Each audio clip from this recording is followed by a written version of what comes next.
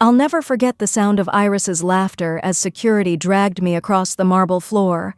My husband stood there, champagne in hand, watching like I was nothing. The guests pulled out their phones, recording my humiliation for entertainment. He told me I was worthless, that everything belonged to him. But here's what that arrogant fool didn't know. Every inch of that mansion, every marble tile he stood on, even the air he breathed in that house, it all belonged to my father. And in exactly 12 hours, his entire world would crumble. My name is Josephine, and 3 years ago I thought I'd found my fairy tale. Today, I'm going to tell you how I lost everything in one brutal night, and how I got it all back with interest. But more than that, I'm going to tell you about the sweetest revenge I never even planned. If you believe that what goes around comes around, you're going to want to hear every word of this story. So go ahead, hit that subscribe button right now, because I promise you, this is unlike anything you've heard before. It started like a dream. I was 26, teaching literature at a public school, living in a tiny apartment with secondhand furniture and plants I kept forgetting to water. My life was simple, maybe even boring, but it was mine. Then I met Gregory at a charity fundraiser. He was tall, confident, wearing a suit that probably cost more than my monthly rent. He owned a tech company, drove a silver sports car, and when he smiled at me across that crowded room, I felt like the only woman in the world. Our romance moved fast. Too fast, maybe.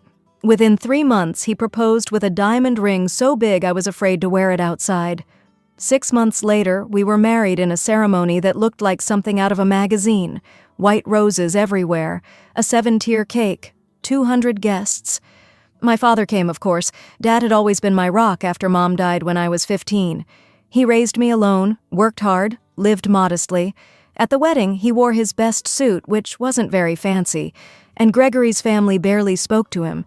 I heard Gregory's mother whisper to someone that my father looked like the help. It stung, but Gregory kissed me and told me not to worry about it, that we were starting our own family now. The mansion took my breath away the first time I saw it. White stone exterior, tall columns, a circular driveway with a fountain in the center.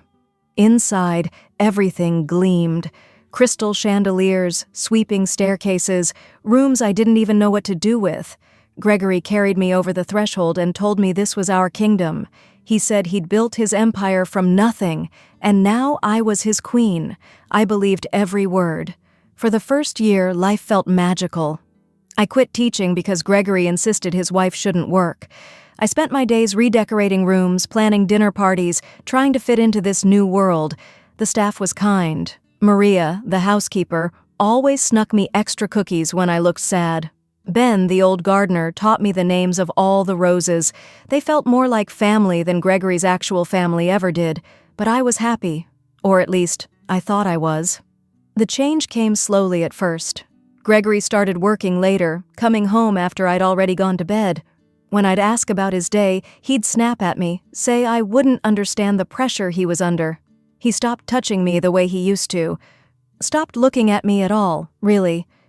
Then came the phone calls he'd take in another room, the smell of perfume that wasn't mine, the receipts I'd find in his pockets from restaurants we'd never been to together. I'm not stupid. I knew something was wrong, but I kept telling myself I was being paranoid, that successful men work hard, and I should be more understanding. Until the day I met her. Iris walked into our home like she owned it. Blonde hair, perfectly styled, designer clothes, sharp eyes that looked right through me. Gregory introduced her as his new business consultant. She shook my hand with a grip that felt like a warning, and when Gregory wasn't looking, she smiled at me in a way that made my blood run cold. After that, Iris was everywhere. She came to our house for meetings that lasted hours. I'd bring them coffee and she'd barely acknowledge me, but I'd catch her laughing at Gregory's jokes, touching his arm, leaning in close. The staff noticed too. Maria started giving me these pitying looks that made me want to cry. One day, Ben pulled me aside in the garden and said, "Mrs. Josephine, you're too good for what's happening here." But what could I do? Gregory was my husband. I'd made vows. I finally broke down and hired a private investigator with money I'd saved from before the marriage. The photos arrived in a brown envelope one Tuesday afternoon. Gregory and Iris at a hotel downtown. Gregory and Iris holding hands at a restaurant. Gregory kissing her in his car. My hands shook so badly I dropped them all over the kitchen floor. I sat there among the scattered evidence of my husband's betrayal and cried until I couldn't breathe. I decided to confront him. I planned it out. I'd wait until we were alone, show him the photos, ask him how he could do this to us. I wanted to give him a chance to explain, to apologize, to maybe save our marriage. I never got that chance, because Gregory had his own plans, and they were so much worse than anything I could have imagined. He told me we were having a dinner party, nothing unusual. We hosted them all the time. I put on a nice blue dress, did my makeup, prepared myself to play the perfect hostess one more time. When the guests started arriving, I noticed there were more than usual. Business associates, some neighbors, people I barely knew, and Iris, of course, wearing a tight white dress and my pearl necklace. The one Gregory gave me for our anniversary. I stared at her throat, at my jewelry on her skin, and felt something inside me crack. Dinner was tense. I could barely eat. Gregory kept refilling everyone's wine glasses, laughing too loud, touching Iris's shoulder when he thought I wasn't looking. I watched it all through a fog, feeling like I was drowning. Then, halfway through the main course, Gregory stood up. He tapped his glass with a fork, and the room went quiet. Everyone turned to look at him. I thought maybe he was going to announce a business deal or make a toast. I had no idea I was about to live through the worst moment of my life. "I have an announcement," Gregory said, his voice carrying across the dining room. He was smiling. Actually smiling. "I want a divorce." The words hung in the air like poison. I couldn't breathe. Someone gasped. I looked at Gregory, waiting for him to say he was joking, that this was some kind of terrible prank. But he wasn't looking at me. He was looking at Iris. She stood up slowly, walked over to him, and he put his arm around her waist, right there, in front of everyone, in front of me. "Gregory," I whispered, my voice barely working. "What are you doing?" He finally looked at me then, and his eyes were cold, colder than I'd ever seen them. "I'm done pretending, Josephine. I'm in love with Iris. I have been for months. And honestly, you've been a burden from the start. Living off my money, in my house, contributing nothing." The room was dead silent. I could feel everyone staring at me. My face burned with shame. Iris laughed, this high, cruel sound that cut right through me. "Oh, honey," she said, looking at me like I was a stray dog. "Did you really think a man like Gregory would stay with someone so ordinary forever? You were just a phase, a charity case." I tried to stand, but my legs wouldn't work. "Gregory, please, can we talk about this privately? This isn't—" "There's nothing to talk about." He turned to someone behind me, and I heard footsteps. Heavy footsteps.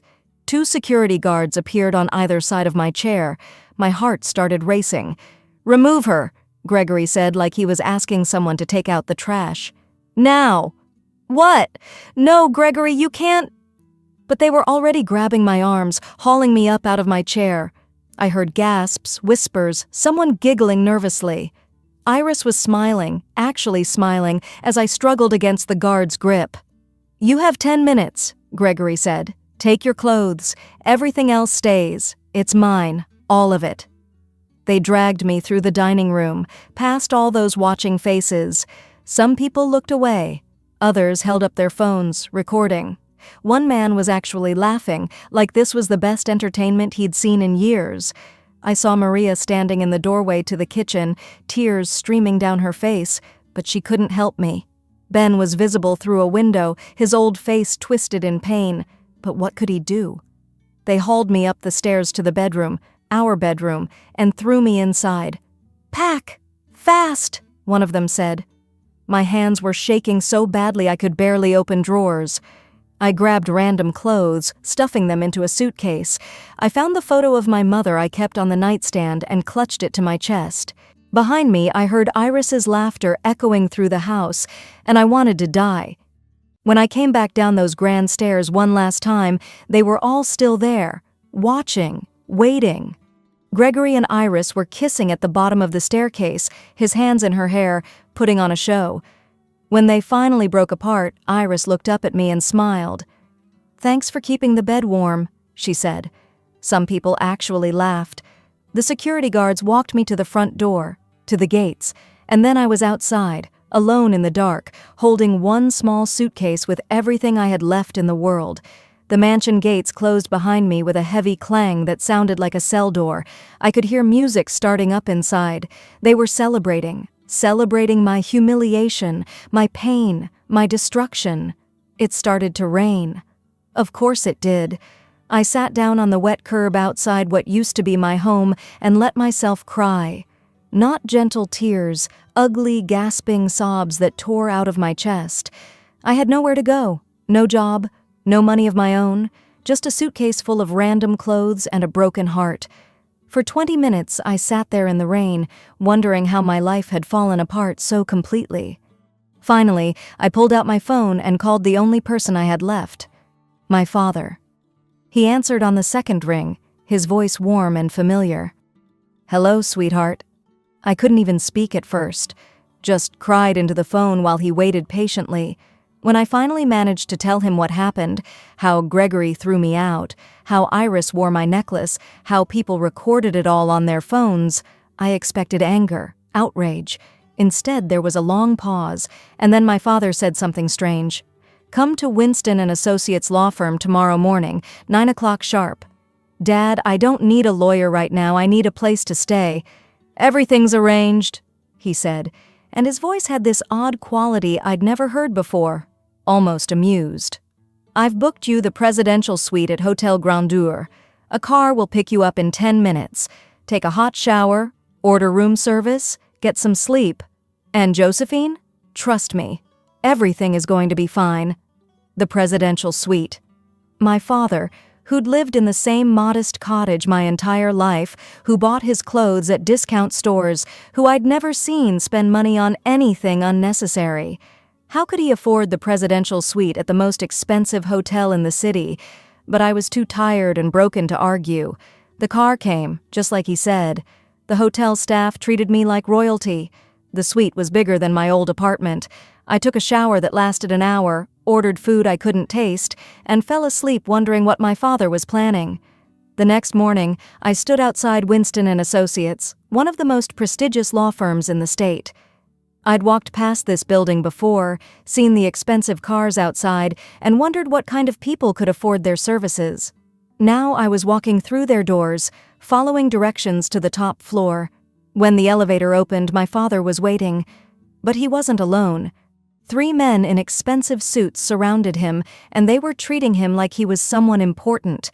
Very important. "Mr. Morrison," one of them said, a distinguished older man with silver hair. "Wonderful to see you. Everything is prepared, just as you requested." Morrison. That was my mother's maiden name, not my father's. What was going on? Dad saw my confusion and smiled, a strange, sad smile that made him look older somehow. "Come on, sweetheart. We need to talk." They led us to a conference room with floor-to-ceiling windows and a table that could seat 20 people. Files covered the table, lots and lots of files. The silver-haired man introduced himself as Mr. Patterson, senior partner. Then he and the others left us alone. My father sat down heavily and gestured for me to do the same. For a long moment he just looked at me. Then he said, "Josephine, I need to tell you who I really am." And that's when my entire understanding of my life shattered. My father wasn't just a retired property manager like he'd always told me. He was Harold Morrison, one of the biggest real estate developers in the state. He owned Morrison Properties, a company worth over $500 million. He owned 47 properties, commercial buildings, hotels, apartment complexes, and estates, including the one Gregory had just thrown me out of. I couldn't speak, couldn't even process what he was saying. My father, who wore flannel shirts and drove a 15-year-old truck, was a multi-millionaire? It made no sense. He pulled out documents, showed me property deeds, bank statements, all real, all true. "Why?" I finally managed to whisper. "Why didn't you tell me?" His eyes filled with tears. "Because of your mother," he said quietly. 30 years ago, I built that mansion. It was going to be our dream home. Then she got sick. Cancer. She died before we ever moved in. I couldn't bear to live there without her, so I moved to the cottage where we'd first started out. I kept the mansion, rented it out over the years. The money meant nothing to me anymore." He explained everything. 3 years ago, Gregory had approached him about renting the property. My father, dressed in his usual simple clothes, met with him. Gregory assumed he was just a property manager and treated him accordingly, with barely concealed contempt. But the lease was drawn up. $15,000 a month. Gregory never owned that house. He'd been renting it the entire time, telling everyone it was his, living a lie. "When you fell in love with him," Dad continued, "I investigated Gregory. Saw he was successful but arrogant. I wanted to see if he truly loved you or just wanted a pretty wife as an accessory. So I kept my wealth secret. I came to your wedding in my old suit and let his family mock me. I watched him treat you like you were beneath him. I gave him 3 years, Josephine. 3 years to prove he was worthy of you." "And he failed," I said, my voice hollow. "He failed spectacularly." Dad opened another file. "And now he's going to pay for it, because that mansion he threw you out of, I own it. His office at Morrison Plaza, I own the building. His second office at Harbor Center, mine too. His leased car from Premium Auto Group, I'm the primary investor. His membership at the yacht club, I sit on the board. Gregory's entire life is built on my empire, and he has no idea." Mr. Patterson came back in with more documents, eviction notices, lease terminations, a complete breakdown of every way Gregory's life was connected to my father's businesses. And then Dad said the words I'll never forget. "We're going to that mansion right now, and we're taking back everything that's mine." The drive back to the mansion felt surreal. I sat in my father's car, which I now realized was a brand new luxury sedan he'd probably been hiding in a garage somewhere, with Mr. Patterson and 2 police officers following behind us. My hands wouldn't stop shaking. Part of me wanted to see Gregory's face when he realized the truth. Another part just wanted to disappear. When we pulled up to those gates, I felt sick. This place had been my prison and my home, my dream and my nightmare. Iris answered the door in a silk robe, her hair messy, clearly having spent the night. When she saw me, she sneered, "What do you want? Come to beg?" My father stepped forward, and something in his posture made her step back. "I'm here to see Gregory, now." "Gregory is busy and you're trespassing." "Actually," Mr. Patterson said smoothly, stepping up beside my father, "this is Mr. Harold Morrison's property. We have the deed right here. You're the one trespassing." Iris's face went pale. She tried to slam the door, but one of the police officers stopped it. We heard Gregory's voice from inside, annoyed. "Iris, who is it?" He appeared at the top of the stairs in expensive pajamas, looking irritated. When he saw us, his expression shifted to confusion, then amusement. "Harold? What's this about? Did you come to beg me to take your pathetic daughter back?" My father didn't smile, didn't react at all. He just nodded to Mr. Patterson, who stepped forward and handed Gregory a stack of papers. "Mr. Gregory, these are eviction notices. You have 24 hours to vacate this property."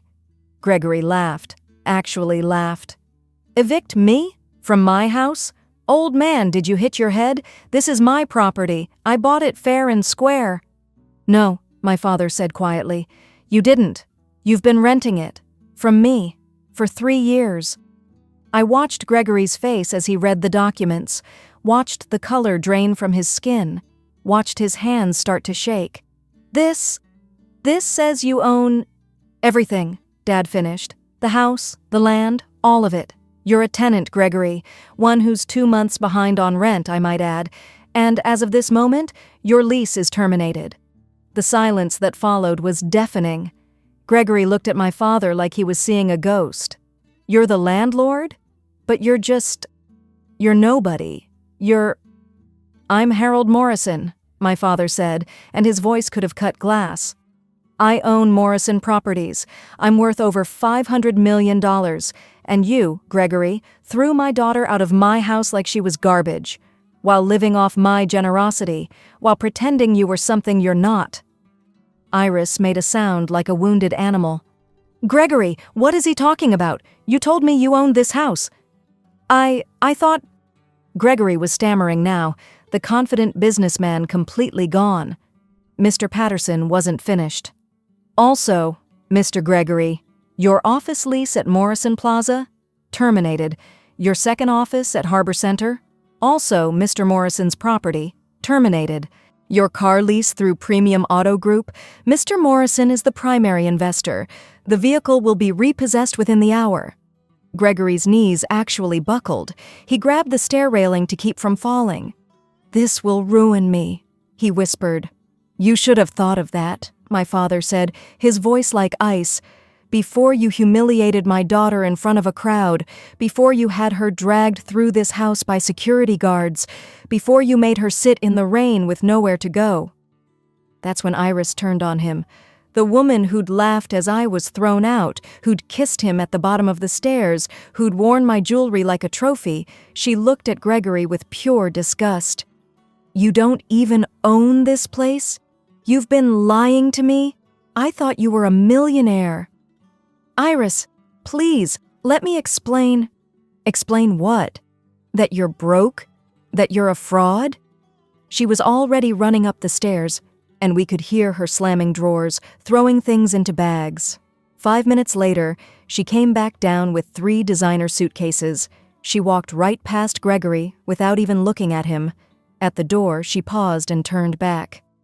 "By the way, your business partner called this morning. Something about pulling his investment? Have fun being poor."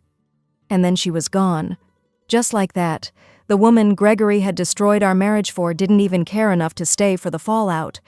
He called after her, his voice breaking, but the door had already slammed shut. Gregory turned to me then, and he was crying. Actually crying. He fell to his knees right there in the foyer. The same foyer where he'd humiliated me 12 hours earlier. "Josephine, please, I'm sorry, I'm so sorry, I made a mistake. Please forgive me, we can work this out." I looked down at him. This man who'd called me worthless, who'd made me feel small and useless for 3 years, who'd thrown me out in front of a laughing crowd while his mistress wore my jewelry, and I felt nothing. No anger, no satisfaction, just a strange, calm emptiness. "You wanted me gone," I said softly. "So I'm letting you go, too. You have 24 hours, Gregory, just like you gave me 10 minutes. The police officer stepped forward with the official eviction notice. My father put his hand on my shoulder, and we walked out together. Behind us, I could hear Gregory sobbing, begging, his voice getting smaller as we moved away. The gates closed, and this time I was on the right side of them.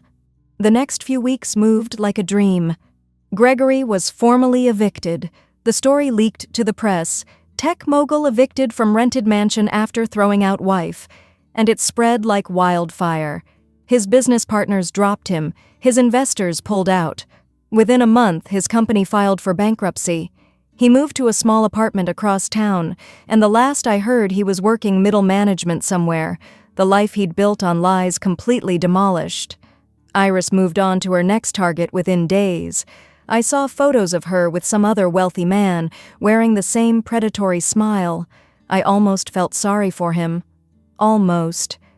Maria and Ben came to see me a week after everything happened. They told me they'd always known something was wrong, that Gregory had treated them terribly, but they needed their jobs, so they stayed quiet. My father hired them both back immediately with significant raises. Maria cried and hugged me for 5 minutes straight. As for me, I moved back into the mansion, but it felt different now. Lighter somehow.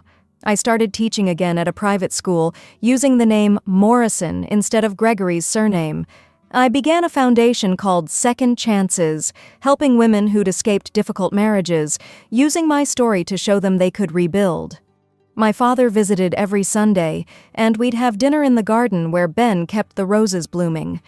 6 months later, I was finally healing.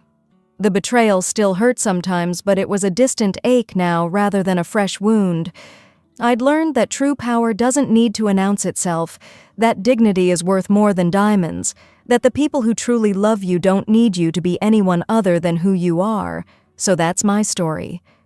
The night I lost everything taught me what I'd actually had all along, a father who loved me enough to let me make my own choices, even when it hurt to watch, the strength to survive the worst moment of my life, and the knowledge that karma doesn't forget anyone. If this story touched you, hit that like button right now. If you believe that what goes around comes around, share this with someone who needs to hear it. And if you've ever been underestimated, ever been told you're not enough, leave me a comment below. I read every single one, and I want you to know you are enough. You always were. Subscribe to this channel because next week I'm sharing the story of the woman who donated her kidney to save her sister's life, only to discover her sister was sleeping with her husband.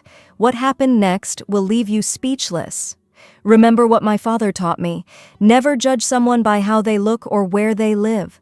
The most powerful people in the world often walk among us quietly, watching, waiting, protecting the ones they love. My father looked ordinary, but he owned an empire, and when the time came, he used every bit of that power to defend his daughter. I'm Josephine. Stay strong, stay dignified, and never let anyone convince you that you're less than you are, because you never know. The person they're underestimating might just own everything they think is theirs.